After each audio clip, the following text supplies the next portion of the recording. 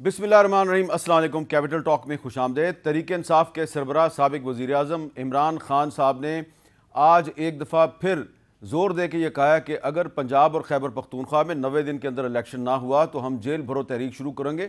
और इस सिलसिले में उन्होंने अपने कारकुनों से कहा है कि रज़ा कराना तौर पर अपने नाम लिखवाने शुरू करें कि जिसने भी गिरफ्तारी देनी है वो अपना नाम लिखवा दे। इसके अलावा आप जानते हैं कि जो हुक्मरान इत्तेहाद है उसमें दो जमातें जो हैं MQM और पीपल्स पार्टी, इनके दरमियान इख्तलाफात जो हैं वो अब सबके सामने आ चुके हैं। MQM ने कुछ टाइम लाइन दे दी है और कुछ ऐसे मुतालबात किए हैं कि जो कि अब पीपल्स पार्टी जो है वो उनका कहना है कि आपने वादा किया था जो हमसे, उसको वादे को पूरा करें। तो ये सूरत हाल है। लेकिन आज सबसे पहले हम बात करेंगे सेनेट, जो कि हमारी पार्लियामेंट का ईवान बाला है। तो सेनेट ऑफ पाकिस्तान में फ़ौजी डिक्टेटर परवेज़ मुशर्रफ की दुआए मग़फ़िरत के मसले पे बहुत हीटेड डिबेट हुई, यानी कि बहुत गर्मा गर्म डिबेट हुई। जमात इस्लामी के सेनेटर मुश्ताक अहमद ख़ान साहब से कहा गया कि आप दुआए मग़फ़िरत कराएं। उन्होंने क्या कहा, सुने। मैं तुर्की और शाम जो ज़लज़ला आया है उसके लिए दुआ करूंगा, परवेज मुशर्रफ के लिए नहीं करूंगा। उसने कौम के साथ परवेज मुशर्रफ के लिए दुआ नहीं होगी सर। आप जी, परवेज मुशर्रफ के लिए कोई दुआ नहीं होगी। ठीक है। परवेज मुशर्रफ ने आज बलूचिस्तान और खैबर पख्तूनख्वा में आग उसकी वजह से 2 दफा आइन तोड़ा है। आगिया पर तो मुश्ताक अहमद खान साहब का मौक़िफ़ था कि परवेज़ मुशर्रफ ने 2 दफ़ा आइन तोड़ा है। उन्होंने खैबर पख्तूनख्वा और बलूचिस्तान में जो आग भड़काई है वो आज भी आग जो है वो भड़क रही है, तो इसलिए मैं उनकी दुआए मग़फ़िरत नहीं करता। परवेज़ मुशर्रफ साहब जब ऑल इन ऑल थे तो उस वक्त हमने उनका इंटरव्यू किया था। उस इंटरव्यू के दौरान उन्होंने बलूचिस्तान के बारे में क्या कहा था, लोग आज भी उसका जिक्र करते हैं। ज़रा सुने। ये बलूचिस्तान में कुछ सब नेशनलिस्ट, ये कुछ नेशनलिस्ट कहते हैं अपने आप को, और हम इनको देख रहे हैं। मैं इनको वार्निंग हर दफ़ा देता रहूँ, और मैं आपके थ्रू भी वार्निंग देता हूँ कि डोंट पुश अस। एंड ये 70s का दौर नहीं है जिसमें हम ये पहाड़ों में ये चढ़ के और आगे पीछे करेंगे। इनको पता भी नहीं होगा इनको क्या हिट किया है। इनको पता भी नहीं होगा इनको क्या हिट किया है। और फिर वाकई अकबर बुख्ती साहब जो हैं, उनकी मौत के बाद लोगों को ये बयान बार बार याद आया। मुशर्रफ साहब से जब ये पूछा जाता था कि आप नवाज शरीफ और मोहतरमा बेनज़ीर भुट्टो को पाकिस्तान वापस क्यों नहीं आने देते, वो क्या जवाब देते थे, ज़रा सुने। कोई भी अलायंस बने, मेरी नज़र में अवाम इनके साथ नहीं है, पीपल एट लार्ज, मैसेज इनके साथ नहीं है। अगर फ़र्क नहीं पड़ता तो फिर आप बेनज़ीर भुट्टो और नवाज शरीफ को वापस आने दें, क्या फ़र्क पड़ता है? नहीं, फ़र्क पड़ता है। एक चीज़ क्लियर है कि ये दोनों बाहर रहेंगे। अच्छा, हाँ, बेनज़ीर भुट्टो और नवाज शरीफ बाहर रहेंगे। बिल्कुल। मुशर्रफ साहब कहते थे कि बेनज़ीर भुट्टो और नवाज शरीफ बाहर रहेंगे, वापस नहीं आएंगे। और फिर दोनों वापस भी आए, मोहतरमा बेनज़ीर भुट्टो भी वापस आई, नवाज शरीफ भी वापस आए, फिर दोबारा पाकिस्तान से बाहर चले गए। लेकिन अपनी ज़िंदगी की आखिरी सांस तक परवेज़ मुशर्रफ साहब पाकिस्तान से बाहर थे। हम ये क्लिप्स जो हैं वो आज नहीं चलाना चाहते थे और ना ही हम चलाते, लेकिन क्योंकि आज सेनेट ऑफ पाकिस्तान में डिबेट हुई और अब परवेज़ मुशर्रफ साहब की जो वफ़ात है उस पर पार्लियामेंट में डिबेट शुरू होगी, तो इसलिए हमने आपको बताया कि क्यों सेनेटर मुश्ताक अहमद खान ने उनकी दुआए मग़फ़िरत से इनकार किया। तहरीक इंसाफ की तरफ से ज़ोर दिया गया कि उनकी दुआए मग़फ़िरत होनी चाहिए, लेकिन बाकी जो जमातें थीं उन्होंने इनकार किया। क्या किसी शख्स के दुनिया से चले जाने के बाद इस बात पे बहस होनी चाहिए कि इसकी दुआए मग़फ़िरत कराई जाए या ना कराई जाए? क्योंकि ये बात हमारी पार्लियामेंट में हुई है, इसलिए ये हम सवाल आज अपने कुछ मेहमानों के सामने रखते हैं। हमारे साथ मौजूद हैं जनाब खुर्रम दस्तगीर खान साहब, वफाकी वज़ीर पेट्रोलियम, जनाब सैयद अमीनुल हक साहब, वफाकी वज़ीर बराए इंफॉर्मेशन टेक्नोलॉजी, और जनाब कमर ज़मान कारा साहब जो वज़ीर आज़म के मशीर बराए अमूर कश्मीर हैं।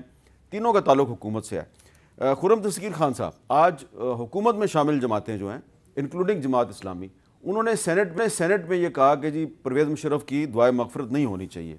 जब एक बंदा दुनिया से चला गया तो फिर ये पोजीशन क्यों ली गई? जी बिल्कुल, अगर कोई शख्स दुनिया से चला गया है तो फिर तो वो आखिरी जो काम उसका हो सकता था वो हो गया। तो दुआए मग़फ़िरत में मेरी ज़ाती राय में तो कोई हर्ज नहीं था अगर हो जाती, लेकिन ज़्यादा बहस इस पर होनी चाहिए थी कि परवेज़ मुशर्रफ की मीरास क्या है और मीरास है आइन शिकनी, मीरास है पाकिस्तान को दहशतगर्दी की जंग में झोंकना, मीरास है बलूचिस्तान में जो लोग थे उनके हकूक़ को कुचलना, मीरास ये है कि पाकिस्तान के आइन को और अदलिया को जिस तरीके से कुचला गया, तशद्दुद के हवाले से, नज़रबंदियों के हवाले से, उनके दफ्तरों से बाहर निकाले जाने के हवाले से, तो ये एक बहुत ही भयानक और इंदोनाक मीरास है जो परवेज़ मुशर्रफ ने छोड़ी है, और वो हमें भूलना नहीं चाहिए। अंग्रेज़ी में कहते हैं forgive but do not forget. तो पाकिस्तान की तारीख़ का ये एक बड़ा तारीख़ तौर था। हमें ये भी याद रखना है उनकी मीरास के हवाले से कि जो दहशतगर्दी का आगाज़ लाल मस्जिद पर हमले से हुआ, यहाँ से चंद कदम दूर है, उसने फिर पूरे पाकिस्तान को अपनी लपेट में लिया और 80,000 से ज़ायद पाकिस्तानी जो है उसके काम आए उस आग के। तो ये एक बहुत, हमें ये एक इस पे तज्जिया होना चाहिए, इस पे हमें गौर करना चाहिए, और ये कह देना कि जी बस वो ठीक है, वो अब चले गए हैं, ठीक है, जब इंसान चला गया यहाँ से तो फिर वो तो हमारी पहुँच से बाहर हो गया। लेकिन पाकिस्तान के आइन के साथ जो खिलवाड़ हुआ, और एक दफ़ा नहीं दो दफ़ा हुआ, पाकिस्तान में सहाफ़त के साथ जो खिलवाड़ हुआ, हर किस्म की जो आइन शिकनी हो सकती थी वो उस दौर में हुई। उससे हमें सबक सीखना, और सब एक एक ही है, नेवर अगेन। ओके, अमीनुल हक साहब, आपसे भी मेरा यही सवाल है कि जब कोई शख्स दुनिया से चला जाए, ख्वाह वो कितना ही बुरा क्यों ना हो, तो क्या इस बात पे सियासतदानों को आपस में बहस करनी चाहिए, लड़ना चाहिए कि इसकी दुआए मग़फ़िरत करनी है या नहीं करनी? हामिद मीर साहब, बहुत अच्छा सवाल किया। मैं खुर्रम दस्तगीर की पहली बात को बिल्कुल सपोर्ट करता हूं कि यस, जो शख्स दुनिया से चला गया है उसके लिए बिल्कुल दुआ करानी चाहिए, हर सूरत में करानी चाहिए। शख्स के नेगेटिव और पॉजिटिव पहलू दोनों होते हैं। जब इंसान दुनिया से जा रहा होता है तो मैं समझता हूँ कि क्या होना चाहिए कि उसके पॉजिटिव पहलू को उजागर करना चाहिए, अवाम को बताना चाहिए, उन चीज़ों को हाईलाइट करना चाहिए। जहाँ परवेज़ मुशर्रफ से सियासी अख्तलाफात हो सकते हैं, लेकिन अगर देखा जाए तो उन्होंने क्या नारा दिया? सबसे पहले पाकिस्तान का नारा उन्होंने दिया। पाकिस्तान के अंदर अगर देखा जाए तो लोकल गवर्नमेंट सिस्टम को डिसेंट्रलाइज किसने किया? It was the era of the Pervez Musharraf, कि मैं समझता हूँ कि आर्टिकल 148 पे मुकम्मल तौर पर अमल दरामद होता हुआ नज़र आया। हमने देखा है कि बाकायदा जैसे कहते हैं कि लोकल गवर्नमेंट सिस्टम को नीचे की तरफ लेकर गए। इसी तरीके से मैं समझता हूँ कि क्या सूरत हाल रही है। आज जो लोग मना कर रहे हैं, बिलखसूस जमात इस्लामी के जो सेनेटर साहब ने किया, अब आप मुझे बताएं कि हकीम महसूद के लिए असेंबली में उन्होंने दवा कराने, TTPA का रहनुमा था तहरीक तालिबान का, उसके लिए उन्होंने कहा असेंबली में दवा कराई जाए। आप पूरे पाकिस्तान को पता, और आपका TV चैनल आप खुद उसकी वक्त रिपोर्टिंग क्या करते थे कि जमात इस्लामी के रहनुमाओं के घरों से अलकायदा बरामद होती रही। खालिद शेख साहब उनकी अपनी एक मिसाल मौजूद है। कोर कमांडर कराची पे जिन लोगों ने फायरिंग की थी, वो तमाम लोग कहाँ से बरामद हुए? जमात इस्लामी के अराकीन शोरा के अराकीन के घरों से बरामद हुए।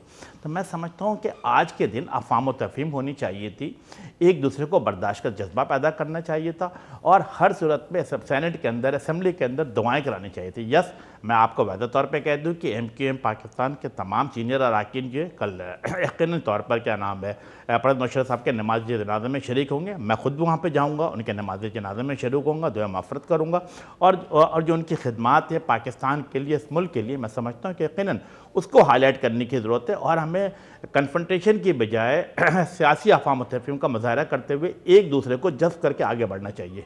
जी, कमर ज़मान कायरा साहब, क्या ये जो आज सेनेट में एक डिबेट नहीं हुई बल्कि बहुत गर्मा गर्मी हुई, शाउटिंग मैच हुआ, तो उसमें जमात इस्लामी और पीपल्स पार्टी एक तरफ थी और PTI जो है वो दूसरी तरफ थी, तो ये तासुर नहीं मिला कि जो हुक्मरान इत्तेहाद है इसमें काफ़ी इख्तलाफात, बहुत से इशूज़ पे इख्तलाफात हैं, जिसमें कि परवेज़ मुशर्रफ की दुआए मग़फ़िरत भी एक इशू बन गया? मीर साहब, परवेज़ मुशर्रफ साहब दुनिया से चले गए, जाने वाले के लिए दुआ कौन मांगना चाहता है, कौन नहीं मांगना चाहता, ये उसका इंडिविजुअल फेल होना चाहिए।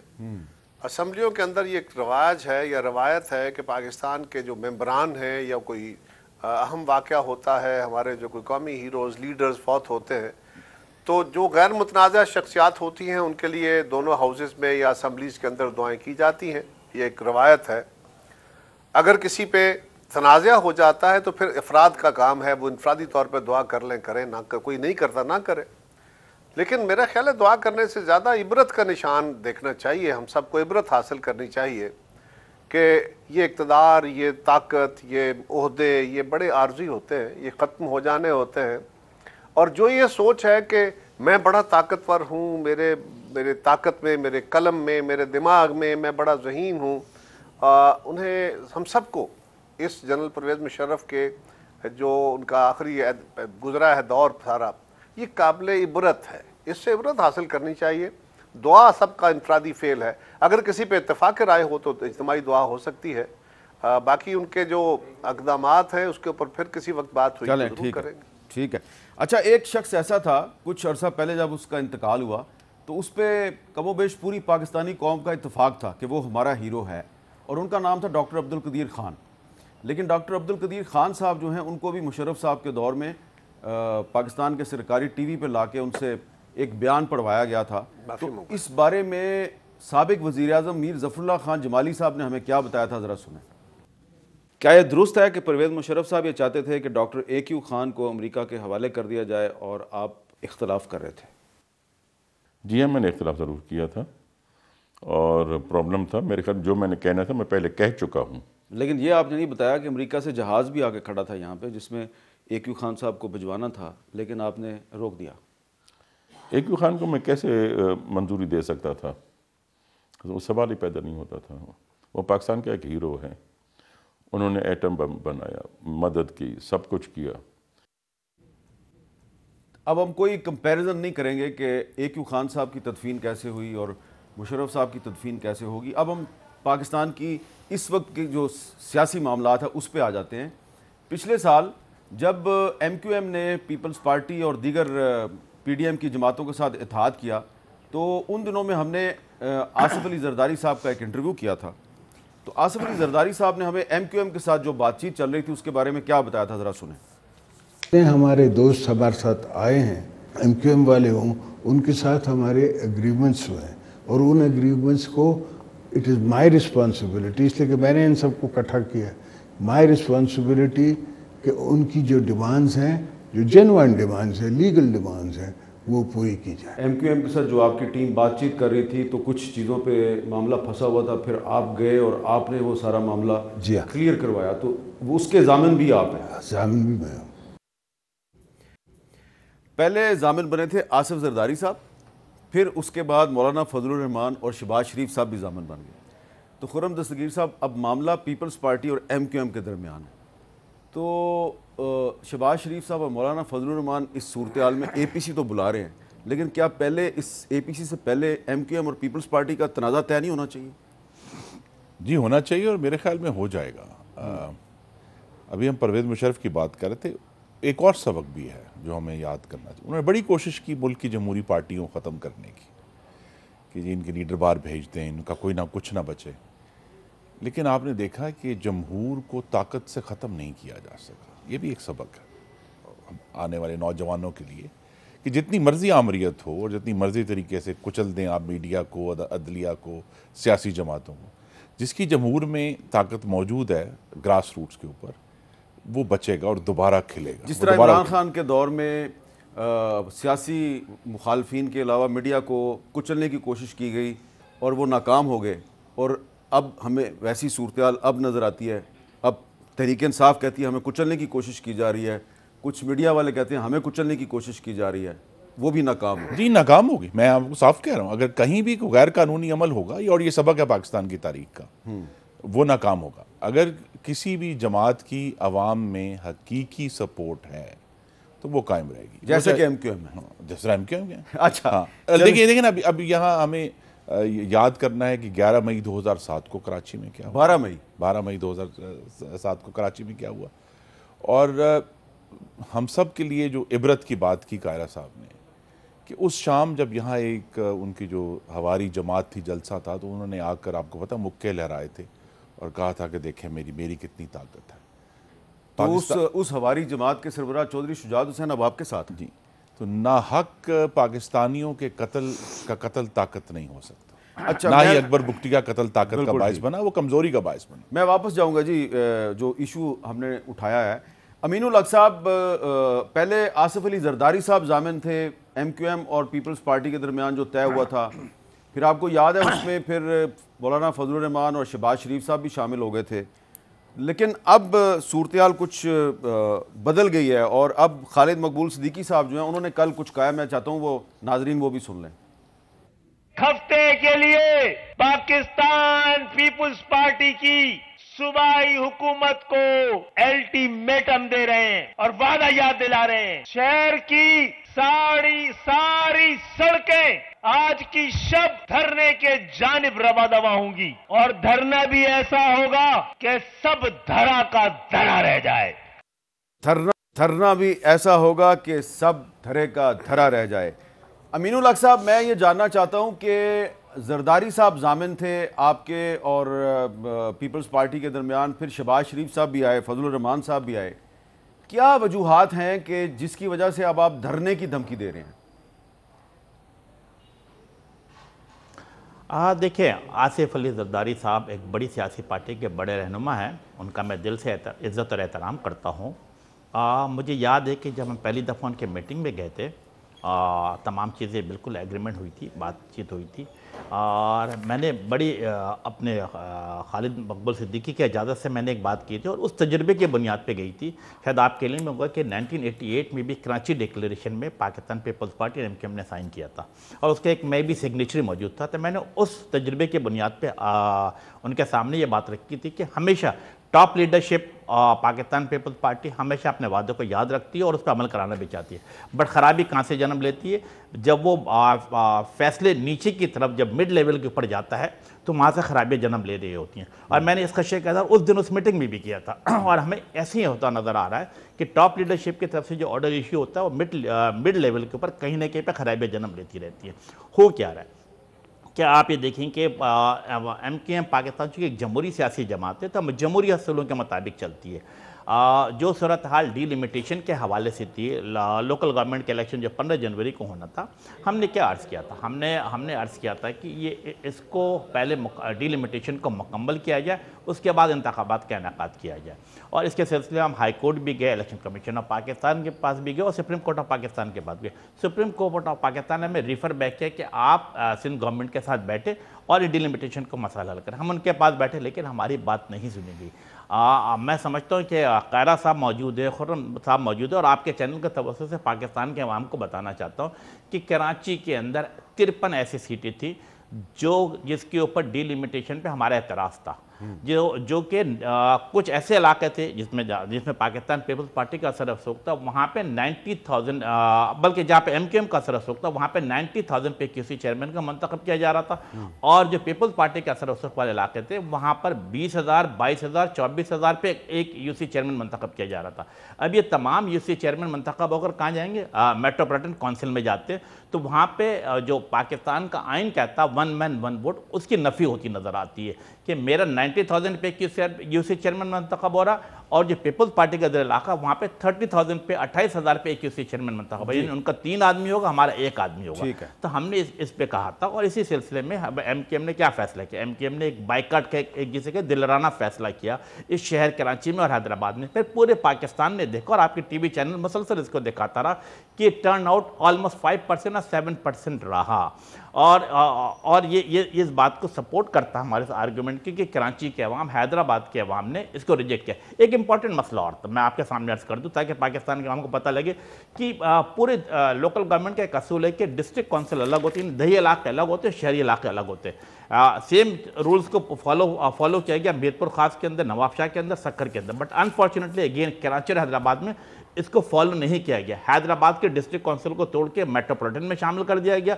इसी तरह कराची में भी किया गया, डिस्ट्रिक्ट दही इलाकों को तोड़कर जिसे कि मेट्रोपॉलिटन में शामिल कर दिया गया। जैसे उन जो मेट्रोपॉलिटन का इलाका था वहाँ पे पहले ही जिसे कहते हैं कि प्री इंजीनियरिंग करके 25 और 26 UC चेयरमैन मंतखब हो गए। सेम कंडीशन हैदराबाद में किया गया कि उनके 26 UC चेयरमैन जो कि डिस्ट्रिक्ट काउंसिल ताल्लुक रखते थे बला मुकाबला मंतखब हो गए। तो हमें तो एक जिसे कहते हैं ना कि इवन प्लेइंग फील्ड ही नहीं मिली है और कराची के हैदराबाद के अवाम ने हमारे आवाज़ पर लब्बैक का मुकम्मल तौर पर बाइकाट किया। जी कायरा साहब, अब आपने बड़ी तफसील से अमीनुल हक साहब का मौक़िफ़ सुन लिया, तो वो तो सीधा सीधा धांधली का इल्ज़ाम लगा रहे हैं पीपल्स पार्टी की सूबाई हुकूमत पे। तो क्या ये जो 9 फरवरी को ऑल पार्टीज कॉन्फ्रेंस होनी है उससे पहले पहले जरदारी साहब, शहबाज शरीफ साहब, मौलाना फजलुर रहमान ये मसला हल कर पाएंगे? मीर साहब, ये क्योंकि सिंध हुकूमत से रिलेटेड इशू था, बेहतर होता कि सिंध से किसी हमारे नुमाइंदे को लेते तो ज़्यादा तफसील से वो बात कर सकता। थोड़ी सी मैं भी गुजारिश करता हूँ, जो जितना मेरा इल्म है। अब मुझे थोड़ा सा वक्त भी दीजिएगा। मेजर इशू आया डिलिमिटेशन का। एक तो अमीनुल हक साहब हमारे भाई हैं, इन्होंने फरमाया कि इन्होंने जब डिलिमिटेशन हुई तो इंडिविजुअल उस वक्त तक सारी जमातें क्योंकि इकट्ठी नहीं हुई थी एमक्यूएम, ये अच्छा हुआ कि एमक्यूएम इकट्ठी हो गई, लेकिन इन्होंने उसके ऊपर अपील्स की। वो जहाँ ट्रिब्यूनल्स में भी हुई, वो हाई कोर्टों में भी हुई, वो सुप्रीम कोर्ट में भी हुई, इलेक्शन कमीशन में भी हुई,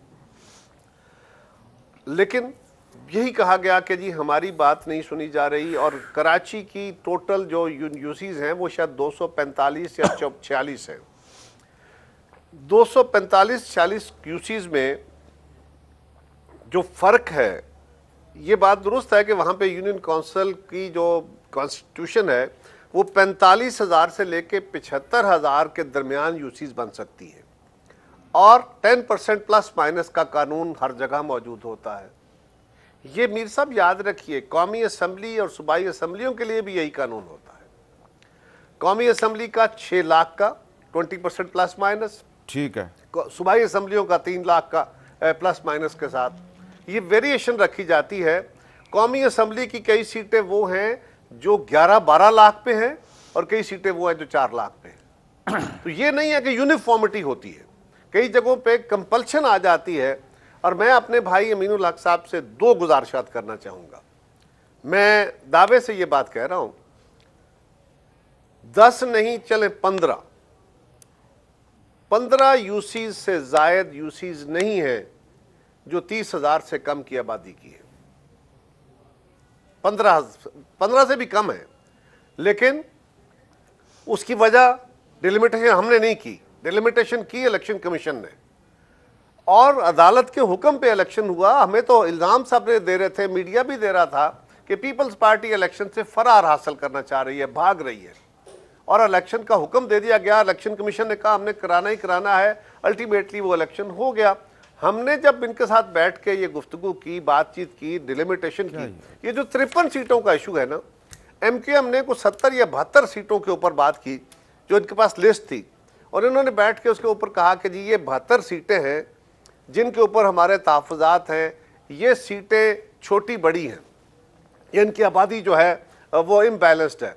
मैं आज भी अपने भाई से गुजारिश करूँगा कि वो सीटें जो सबसे छोटी हैं, जिनकी आबादी सबसे कम है, वहाँ पीपल्स पार्टी कम जीती है, ज़्यादातर हमारी दूसरी जमातें जीती हैं।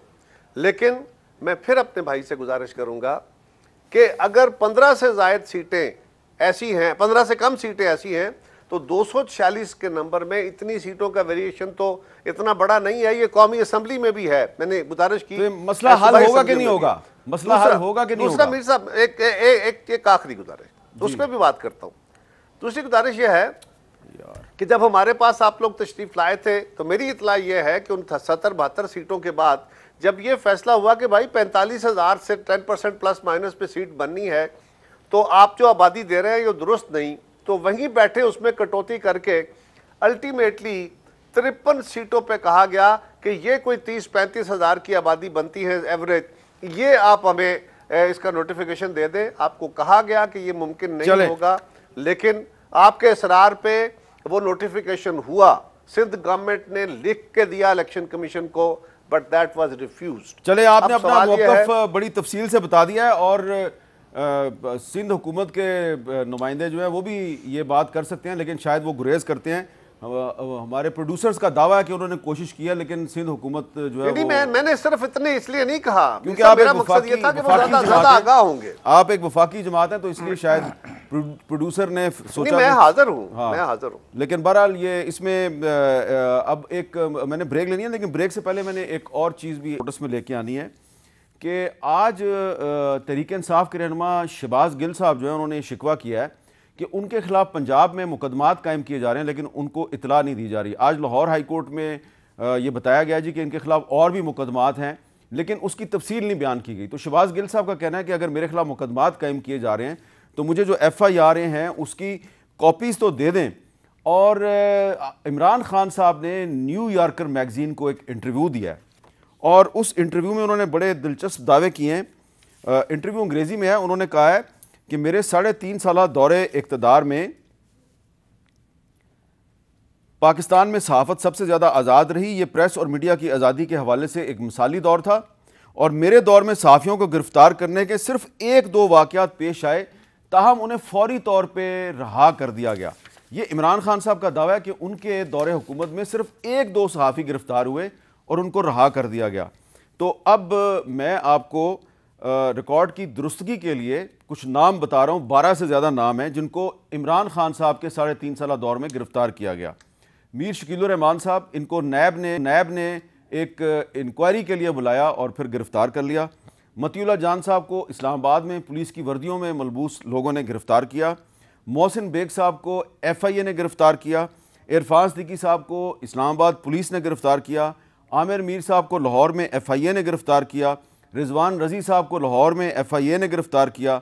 बिलाल फ़ारूकी साहब गिरफ़्तार हुए। इमरान शफ़क़त साहब को लाहौर में FIA ने गिरफ़्तार किया। कामरान यूसुफ साहब उठाए गए। अली इमरान सैयद साहब जो हैं ये उठाए गए। सिंध में भी एक सहाफ़ी अजीब लाखों हैं, उनको गिरफ़्तार किया गया। और खैबर पख्तूनख्वा में भी एक सहाफ़ी हज़रत खान महमद, उनको भी गिरफ़्तार किया गया। और आखिर में एक नाम बड़ा अहम है, डॉक्टर शाहिद मसूद, आप सब उनको जानते हैं।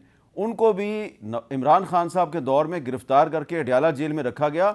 और मैंने ख़ुद जाके इमरान खान साहब से कहा कि आपके दौरे हुकूमत में इनको गिरफ़्तार तो आपने कर लिया है, हम आपसे ये तो नहीं कहेंगे कि आप इनको रहा कर दें, कम से कम इनके हाथ में हथकड़ियाँ लगा के तो कोर्ट में पेश ना किया करें, क्योंकि बाकी कैदियों के साथ आप ऐसे नहीं करते।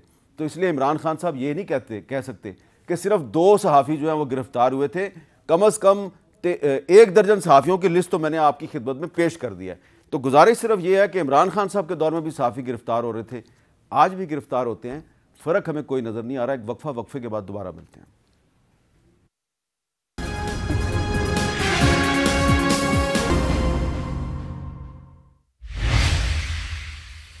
कैपिटल टॉक में दोबारा खुश आमदेद। आज फाइनेंशियल टाइम्स जो है, एक बरतानिया का बहुत मशहूर जरीदा है, उसने एक अदारिया लिखा है Pakistan is on the brink, यानी कि पाकिस्तान की मईशत तबाही के दहाने पे है। और वो कह रहा है जी श्रीलंका के बाद पाकिस्तान भी डिफ़ॉल्ट के ख़तरे से 2-4 है और आलमी इदारों ने इसको डिफ़ॉल्ट से बचाने के लिए कुछ इक़दामात का मशवरा दिया और पाकिस्तान के ज़र मुबादला के ज़खायर $3.7 बिलियन से भी कम रह गए हैं। ये एक बहुत बड़ी वार्निंग है पाकिस्तान की मईशत के लिए। तो इस पर हम बात करेंगे। खुर्रम दस्तगीर साहब जो हैं वो IMF के साथ मुज़ाकरात से भी वाकिफ़ हैं, क्या हो रहा है। लेकिन आज कुछ ऐसी इतलात हैं कि जो आल पार्टीज़ कॉन्फ्रेंस 7 फरवरी को बुलाई जा रही थी, अब वो 9 फरवरी को बुलाई जा रही है, डेट में तब्दीली की गई है। क्या इसका ताल्लुक IMF के साथ मुज़ाकरात से है? ये खुर्रम साहब कुछ हमें बताएं।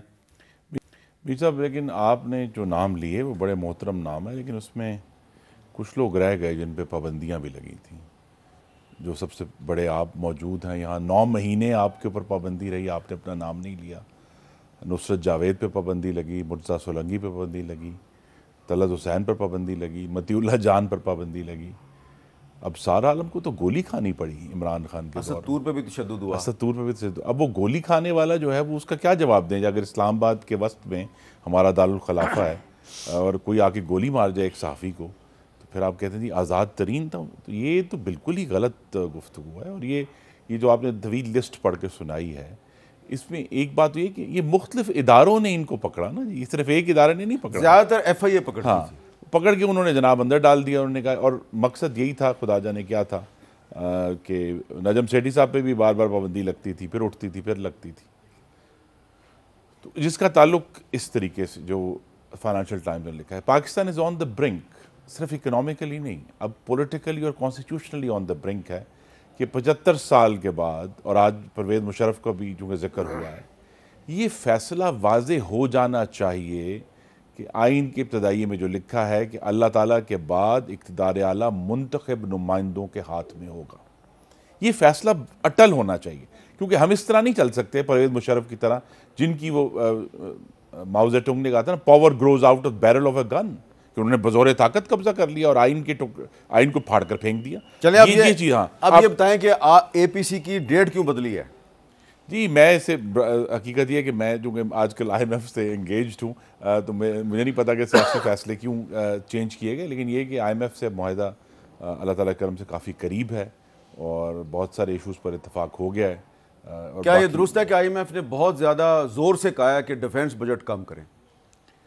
नहीं, उन्होंने ये नहीं कहा। ये बात गलत है। नहीं, ये बात दुरुस्त नहीं है। देखिए, उनका एक ही इसके ऊपर जो जोर है इस बात पर है, उनका कहना है कि आप अपना बजट कम करें। जी, मुझे कहा है कि तवानाई का डिवीज़न जो है वो अपने नुकसानात को कम करे। हाँ।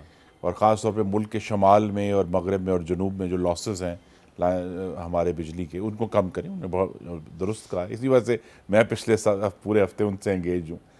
इशू यही है कि वो ये कहते हैं कि पाकिस्तान की जो मुआशी सूरत हाल है उसमें आपने अपना घर खुद दुरुस्त करना है, अपने महसूलात खुद बढ़ाने हैं, अपने नुकसानात खुद कम करने हैं।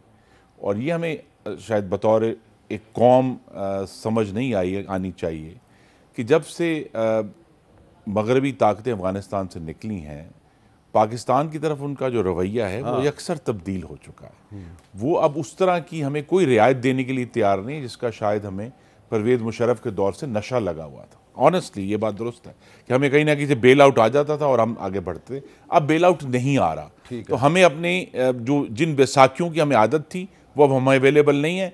अपने पैर पर खड़ा होना पड़ा है, तकलीफ़ हो रही है, लेकिन इंशाल्लाह आपके नाज़रीन को याद करा दूं कि जब 1998 में नवाज शरीफ ने एटम का धमाका किया, तब भी एक साल मुश्किल सूरत हाल थी, हम उससे गुजर गए, इससे भी गुजर जाएंगे इंशाल्लाह। अच्छा अमीनुल हक साहब, ये बताइए कि MQM जो APC बुलाई है वज़ीर आज़म ने 9 फरवरी को, आप उसमें शरीक होंगे?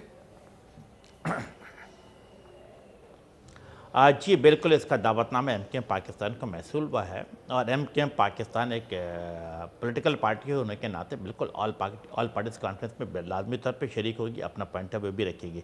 हामिद मीर साहब, साथ साथ मैं अर्ज़ी कर दूं कि यस आज़ादी सहाफ़त का मामला था। मैं समझता हूं कि आपका नाम खुद भी इसमें शामिल था, आपने गोली भी खाई है, आपने ऑफ ईयर भी रहे हैं और एक पूरी टीम रही है। फिर मीर शकील रहमान साहब का वाक़या सबके सामने था, लेकिन मैं समझता हूं कि एटलीस्ट आपको ये अप्रिशिएट करना चाहिए कि MQM पाकिस्तान पिछले हुकूमत के गवर्नमेंट में रहने के बावजूद आप तीनों हजरात जो यहाँ बैठे हैं, हमने इनके लिए गुफ्तगू की। मसलन मीर शकील रहमान को जब 34 साल मुकदमा पर गिरफ्तार किया गया तो MQM ने क्या कहा? मैं खुद वफाकी वज़ीर था, असेंबली में खड़ा हुआ, मैंने कहा कि 34 साल मुकदमे पर गिरफ्तार करना ज़्यादती है, मीर शकील रहमान के साथ इंसाफ किया जाए और इंसाफ होता हुआ नज़र आना चाहिए, अल्फाज कहे।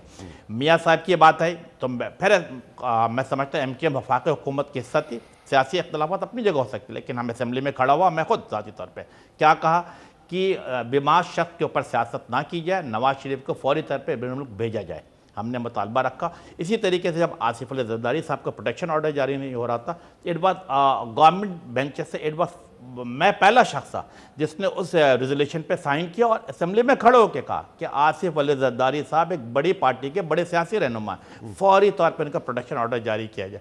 तो MQM हमेशा असूलों के सियासत करती चली आ रही है और APC कॉन्फ्रेंस भी होगी तो आप देखेंगे APC कॉन्फ्रेंस के ऊपर भी हम नेशनल इश्यूज़ पे बात करेंगे, जो मैं समझता हूँ कि नेशनल एक्शन प्लान के हवाले से उसके ऊपर गुफ्तगू करेंगे कि कैसे इसको अमली जामा पहनाया जाए। फिर हम क्या देखते चले आ रहे हैं कि नेशनल एक्शन प्लान पे उसके जिसे असल रूह के मुताबिक अमल ना होने के बिना पे कराची में भी इस बात का खदशा है कि अगर फिजिकली तौर पर हम देखते हैं कि PK अगर बम धमाके से मुलविस हो रहा है या फाटक एरियाज में हो रहे तो इसका अल्टीमेटली रिजल्ट कहाँ निकलता है? कराची सबसे बड़ा फाइनेंशियल हब है, यहाँ पे किडनैपिंग फॉर रैंसम और एक्सटर्शन बढ़ना शुरू हो जाती है। ये पैसे यहाँ से कमा के सरहद और लेके जाते हैं और वहाँ से फिर वो अफगानिस्तान मुंतकिल हो जाता है। हमारी गहरी नज़र इस पर, हम इन तमाम इश्यूज़ की भी उठाएंगे। और हाँ, मैं आपकी बात की तौसीक करना चाहता हूँ कि आपने खुद ज़ाती तौर पे भी और आपकी जमात ने भी, जब आप इमरान खान साहब की काबीना में भी शामिल थे तो न सिर्फ इस्लामाबाद में बल्कि कराची में भी आपने बिल्कुल जिन मसाइल का हमें सामना था आपने हमारी हमायत भी की थी, हमारी मदद भी की थी, बल्कि जो एक PMDA का जो एक स्याह कानून लाया जा रहा था उसके ख़िलाफ़ हमारे एहतजाज में भी आके आपने हमारी हमायत की थी। अच्छा, अब कमरज़मान कायरा साहब, आपसे मेरा सवाल ज़रा मुख्तलिफ है। ये बताइए कि इमरान खान साहब कह रहे हैं कि जेल भरो तहरीक हम ज़रूर शुरू करेंगे और 90 दिन में अगर पंजाब और खैबर पख्तूनख्वा में इलेक्शन ना हुआ तो फिर हम हुकूमत के ख़िलाफ़ एक तहरीक चलाएंगे। तो ये तो जेल भरने की जो बातें हैं ये तो हम सुना करते थे जनरल ज़िया उल हक के ज़माने में MRD जो है वो जेल भरा करती थी, उससे पहले PFU भरा करती थी। तो अगर इमरान खान साहब के लोगों ने जेलें भरनी शुरू कर दी तो फिर हुकूमत के लिए मुश्किल नहीं पैदा हो जाएगी? हमीर साहब पे एहतजाज हुकूमतों के लिए कभी भी आसानी का बायस तो नहीं होते और उसका कोई जायज़ रीज़न होनी चाहिए। उनको अप्रीहेंशन है, मेरा नहीं ख्याल कि ऐसी कोई वजह हो सकती है, इलेक्शन टाइम पे होंगे। लेकिन खान साहब जिस फिज़ा में है इस वक्त या जिस फेज़ में है वो हर मामले में तसादम की कैफियत बहाल रखना चाहते हैं। किसी मौके पे भी चीज़ों को स्ट्रीमलाइन होते हुए या सिस्टम की तरफ बेहतरी की तरफ आते हुए नहीं देखना चाहते। अभी दहशतगर्दी के इस वाक़े के बाद जो APC बुलाई गई उसमें उन्होंने आने से इनकार किया और आज कहा गया है कि अगर हमें प्रॉपर किसी ने दावत नहीं दी, और क्या प्रॉपर दावत हो सकती है कि सीनियर तरीन वज़ीर जाके उनके सीनियर तरीन लोगों से मिलते हैं जो उनकी मेन स्ट्रीम लीडरशिप है, उनको दावत देते हैं, उसके जवाब में कहा जाता है, गालियाँ ही दी जाती हैं कि हम नहीं आएंगे और हम इनके साथ नहीं बैठना चाहते। किस तरह खान साहब बुनियादी तौर पे एक तसादम की कैफियत में है। अगर वो जेल भरना चाहते हैं तो ये ज़रूर ज़हन में रखें कि वो 30 लाख लोग लेके जाने का दावा करके निकले थे लाहौर से, और जब वो पिंडी पहुंचे थे जहाँ पे वो डिस्पर्स हुए तो वहाँ उतने लाख क्या उतने हज़ार लोग भी नहीं थे। तो उनको ये ज़हन में रखना चाहिए। बाकी मेरा ख्याल है ये शौक़ भी पूरा कर ही ले जो पहले धरनों का और एहतजाज का और सारा कुछ उन्होंने किया। हाँ, ये बात दुरुस्त है कि हुकूमतों के लिए ये आसानी का बायस नहीं होते, लेकिन हमने अगर उनके बाकी जो हैं वो अटकेलियाँ बर्दाश्त कर ली हैं या उनसे गुजर बुरा हो पाए हैं, इससे भी हो लेंगे इंशाल्लाह। अच्छा जी, एक वक्फा लेते हैं और वक्फे के बाद हमारी को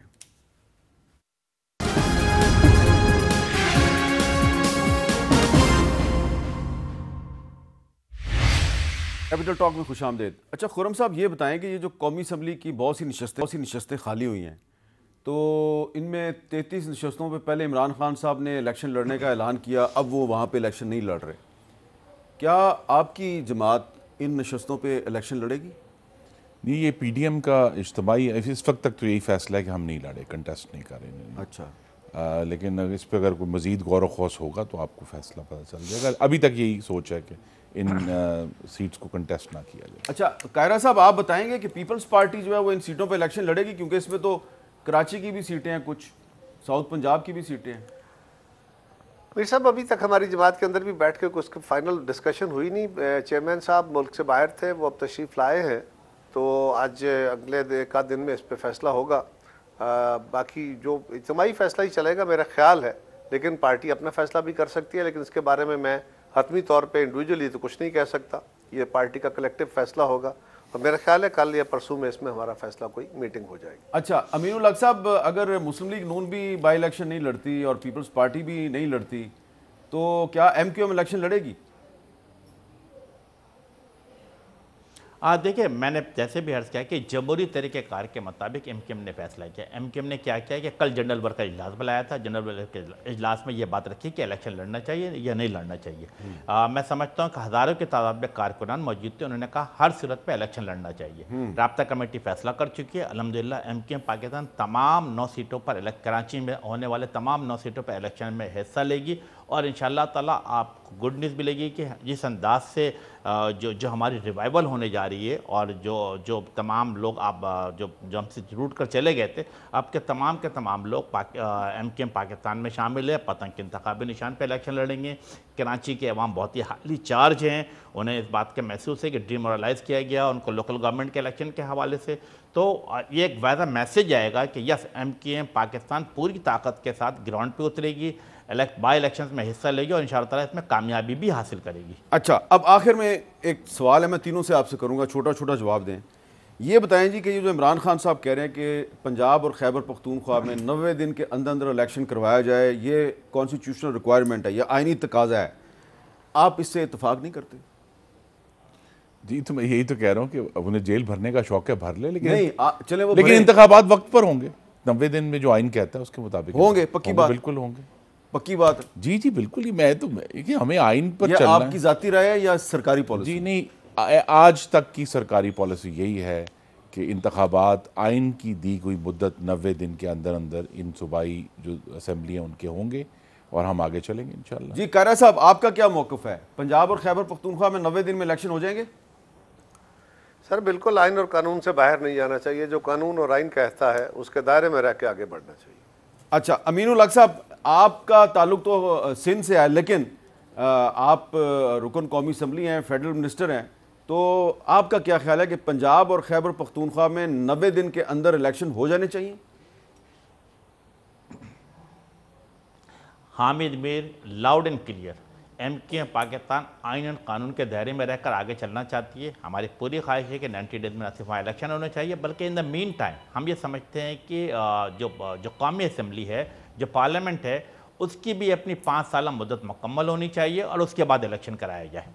और जो election fair and free election होना चाहिए, अवाम के वोटों से जो भी मंतखब होकर आता है, इक़्तिदार उसके हवाले किया जाए। बहुत बहुत शुक्रिया अमीनुल हक साहब, बहुत बहुत शुक्रिया जनाब कमरज़मान कायरा साहब, जनाब दस्तगीर खान साहब, आप तीनों का बहुत बहुत शुक्रिया।